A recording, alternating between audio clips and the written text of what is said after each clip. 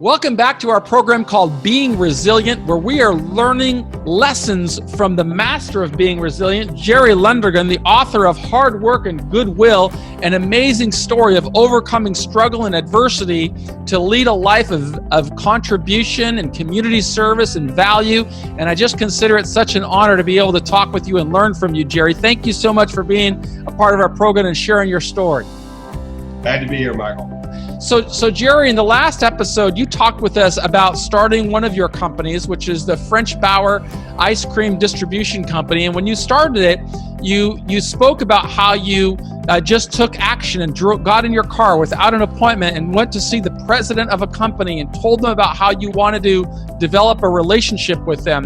And when you started, I heard you say that the company was only doing about $2,000 a week in revenues, but you grew that business into doing more than $1 million in revenues a year, which by my simple math is about $85,000 a month in revenue. So a significant 10x growth rate, which is just amazing. Could you tell our audience the strategies that you used to open those new accounts?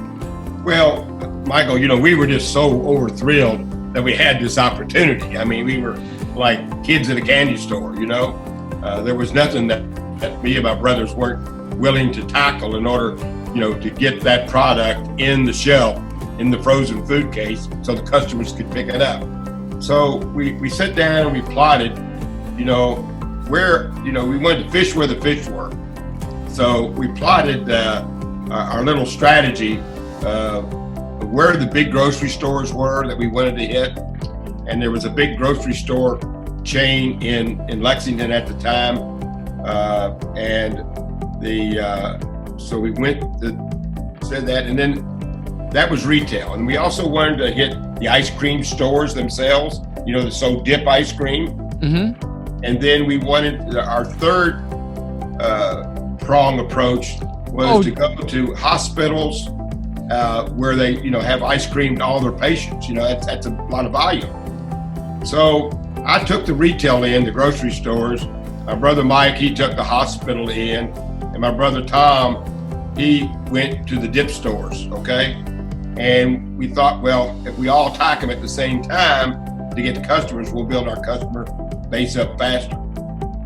Well, when I went to the name of the stores was Shopper's Choice, and they were the biggest chain in Lexington, and they had everybody's ice cream in there, Borden, Elsie the Cow, and all kinds of ice cream, but no French Bauer.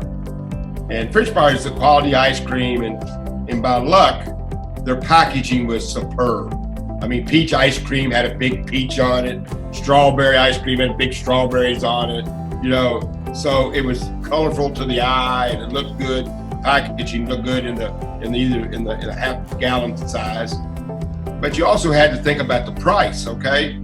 Our ice cream was a little more expensive because of the quality of butterfat it had in it compared to the less butterfat and the cheaper ice creams. So we made a decision that we weren't going to try to make as much money as we thought we should be making. Our first idea was to price it so it would be almost competitive.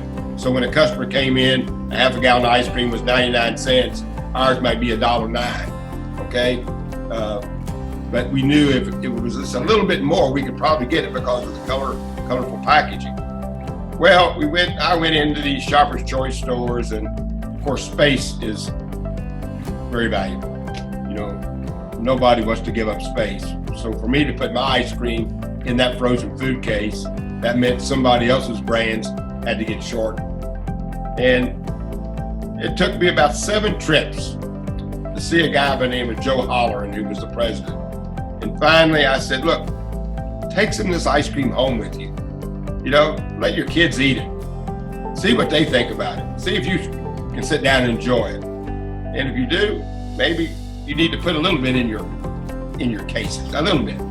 Well, they ended up, making a long story short, giving us a little bit of space, enough for about 3 rows, and 3 high, 3 deep in the case. And it wasn't no time though, Michael, till our ice cream had half of the case. But we were selling more ice cream than anybody. and we didn't service it just once a week. We were there every day. We'd go in every day and count how many half gallons we had left. And if we sold 8, we'd put 8 more in.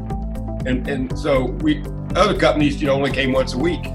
So that's how we did the retail stores. And we basically had probably 80% of the ice cream in those Shoppers Choice stores after about 3 years. On the hospital side, it was a bid process. You had to bid with the hospitals, but it was high volume. You sold a lot of ice cream at one time, mostly Dixie cups, you know what I mean? Strawberry and vanilla mainly, and chocolate. And we got, I don't know how many hospitals in Louisville and Lexington and surrounding areas. We got several big hospitals. And then my brother, Tom, who was doing the dip stores, and that was 3-gallon buckets, right? Bucket of ice cream. He picked up dip stores all the way to Texas. We delivered it all the way to Texas because there were big dip stores down there. And we delivered it to Illinois, and we delivered it, to up in Virginia. And so we just built our volume and kept working at it. And then we built it up to 6 trucks, and it became $1 million. But the key to it is service. We had to give service to our customers who we had, and promoted it and kept it fresh and kept it turned.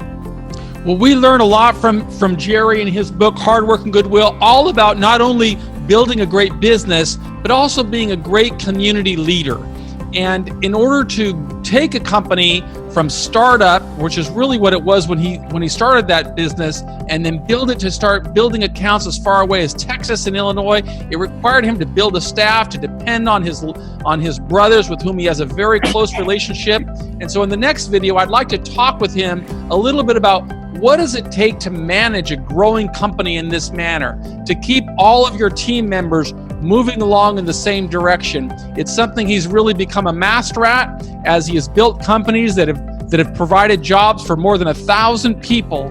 And he's just an amazing resource and a great American citizen and a great teacher to people who want to learn how to be resilient, grow. The secret is hard work and goodwill. Is that right, Jerry? That's right, Michael.